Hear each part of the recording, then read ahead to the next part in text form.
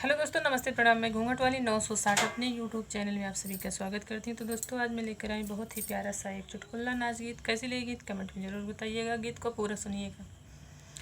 लगाए घड़िया गलिया घूमई न देबई, लगाए घड़िया गलिया घूमई न देबई, जैब बगिया मालिनिया के फेरा में, जैब बगिया मालिनिया के फेरा में, मालिनी सवतिन राजाया वही न देबई, मालिनी सवतिन राजाया वही न देबई, लगाए घड़िया गलिया घूमई न देबई, लगाए घड़िया गलिया घूमई न देबई, जैब कुवनवा कहरनिया के फेरा में, जैब कुवनवा कहरनिया के फेरा में, कहरिने सवतिन राजाया वही न देबई, कहरिने सवतिन राजा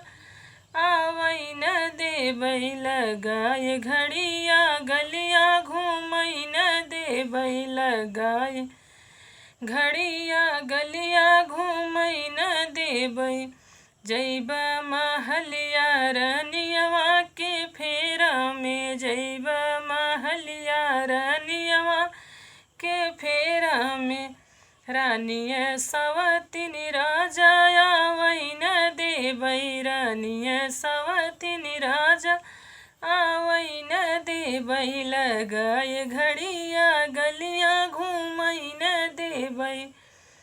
तो दोस्तों, ये था मेरा प्यारा सा एक चुटकुला नाच गीत। कैसी लगी गीत कमेंट में ज़रूर बताइएगा। दोस्तों, गीत को ढेर सारा प्यार दुलार दीजिएगा, चैनल को आगे बढ़ाइएगा। फिर मिलूँ कोई अगली नेक्स्ट वीडियो में अच्छी गीत के साथ। तब तक के लिए नमस्ते, प्रणाम।